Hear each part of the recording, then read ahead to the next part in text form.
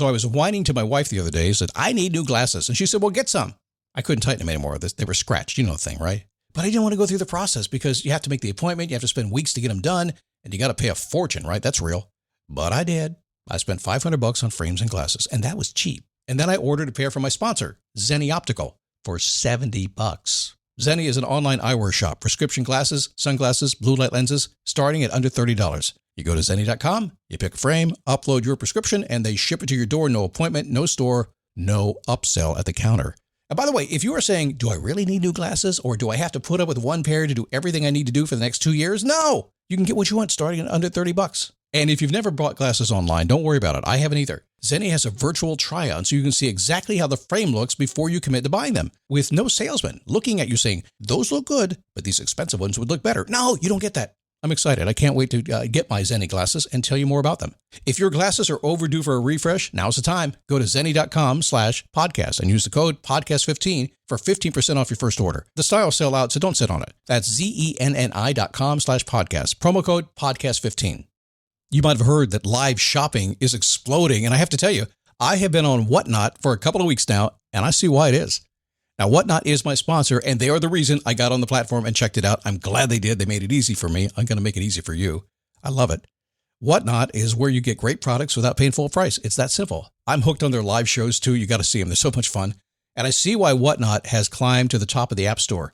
And listen, if you're selling online, or maybe you have a storefront, and you're hoping people will find your listing or maybe walk in your store, Whatnot flips that, because on Whatnot, you go live and you sell directly to people in real time. And I may admit, although you didn't hear from me, I may have picked up a couple of power tools or so in the past couple of days. I'm just saying.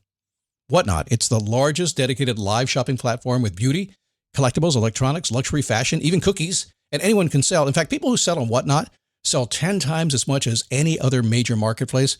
That's because you're not just listing products, you're building real connections with buyers. So whether you're shopping or you're selling, download the Whatnot app today and get free shipping on your first order. Just search WHATNOT, Whatnot, in the App Store and start scoring amazing deals.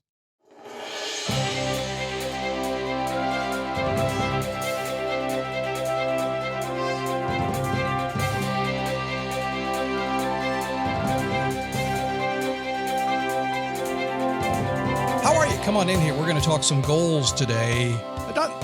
Not a goal-setting process, okay? A little bit more mindset. In fact, that's kind of where I am this week. I find all this stuff, all these tips and tricks and Reddit lists and things that we can do that, productivity stuff. I find that's cool. We want to have those skills, but ultimately, it's what's going on between your ears that makes this stuff work. So today, a little bit more mindset, a very simple 3-step framework that will help you with any goal you want to set, and a very personal story that it was kind of fun. It was nice to be asked for the help, and that happened the other day, and I'll share that with you, okay?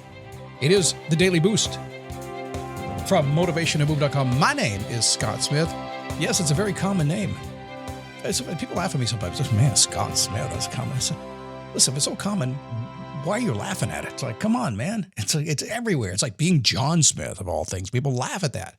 By the way, the John Smith is a popular 50s name. These days, the equivalent would be what? Hunter or Lathan or something like that. Okay. How you doing? It is me, Scott. Good to have you here today. And I have the studio to myself today. My wife left the house and the studio and left me with the dogs, and she went to babysit grandchild number 5 all day. She'll do that for the next year. He's 3 months old, and she'll take him 1 day a week for the next year. I just wonder why she's out of the house, and I've already gone to Wawa and got myself a bagel sausage egg sandwich. And she made a sandwich. It's in the refrigerator, and I'm thinking, okay, well, I'm not going there. I'm going to Jimmy John's or something. I mean, what can I squeeze in today before she gets home? Why does that happen?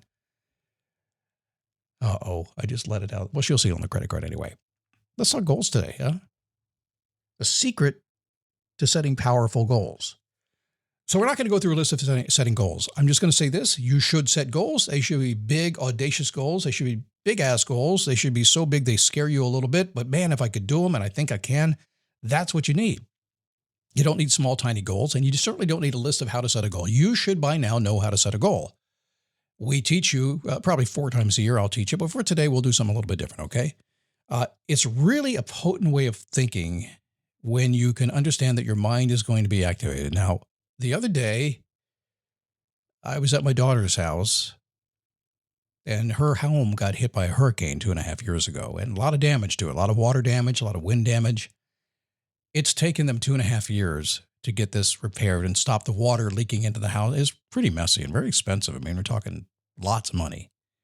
And they're young and they're fighting through this for the first time. And it's going on 2.5 years. I say, when are you going to finish this? Because they get busy too. They got kids and they got everything they're doing. And then the floor they put in that cost them $15,000. They decided to do it because, hey, if we're going to do the house anyway, let's put a new floor in. And they did. And they spent all that money, $15K, right? And the people that installed it didn't do a good job. And the water's leaking under the floor and the mold's coming back up. And thank goodness it's not black mold. It's green at this point, just messy. Talk about being frustrated. So I'm talking to my daughter, and she said, well, my husband doesn't want to sell the house. He doesn't want to move. He doesn't want to go anywhere. And I'm so frustrated by it, and I got to go to work. So she left and went to teach her kickboxing class, and I was with the kids for a little bit. About an hour later, her husband comes home. And he walks in the door, and to that point, I just thought he wasn't going to move. And he starts talking. He goes, man, I just can't take this. I mean, this is a money pit. I'm into another $15K to do another floor. I just did one. And then there's more after that. This is an old house. This thing is just a money pit. I want to move. I'm over it. I'm done. Seriously, I just want to sell the place, get it fixed up, and get out of here. And I said, wait a second. Did you just say you want to sell the place? You want to move? Yeah, I'm done. I said, have you told that to your wife, my daughter? No, I haven't had that conversation yet. I said, you ought to, because she thinks you're never moving. She thinks you're staying here forever. She's stuck in this money pit. Yeah, I should have a conversation. I said, have it tonight. Have it tonight. Make a decision, man. And that's what this podcast is about today, is making a decision. Because ultimately what happened was this. They were living in kind of a purgatory. They were going through what's really just a tough spot, right? Imagine your house kind of flooded out and you're living in a construction zone for 2.5 years and you're spending a ton of money you don't have. Thankfully, they're well employed and they can afford it, but it's hard. How would you feel? And as a parent, we know something. We know that even though they're 40 years old, they're still our babies. Doesn't make us feel good either. The problem is they were stuck. Do I stay? Do I go?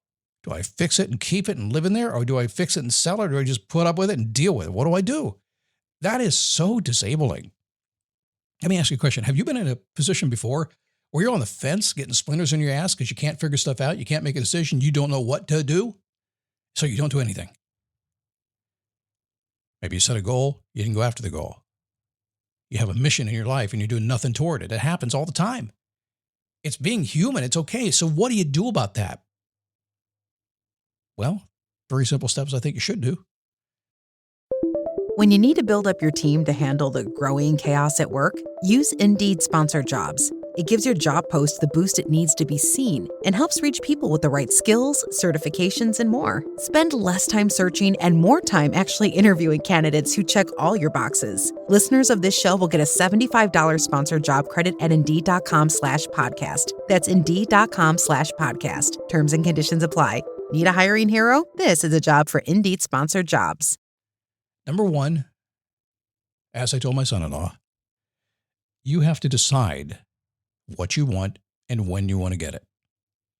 Have to decide. In his case, it was you have to decide that you're going to fix up this place and sell it and get the heck out of here. That's what you want. And you're going to go get it. And when are you going to get it? Is it going to be the springtime? How long is it going to take you? All that kind of stuff. You got to decide that. So decide exactly what you want and when you want to go get it. If you can't do that, you're not going to get off the starting line. Not going to happen. I know it's scary, isn't it? Number two, you have to decide when you're going to start and when you're going to finish. We run cycles around here with my coaching clients, and there's 6-week cycles. We start it, we go for 6 weeks. It's not a sprint. We just kind of lean into it. We just want to be focused on something.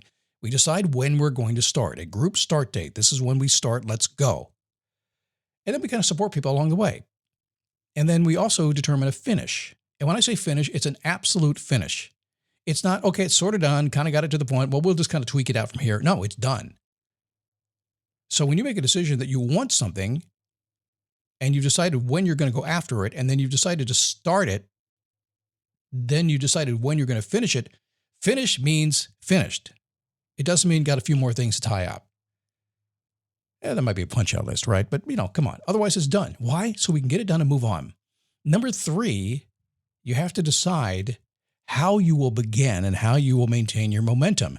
This is really difficult to do sometimes because typically when you have a big decision like that house that's being flooded out and we're talking big money and higher interest rates and they've got a 2% rate right now, they're like a lot of people. It's like, man, I can't give this thing up. But here's what I know. The how will take care of itself. You'll figure out how you're going to do it. It always happens. First comes the what. The what's always there.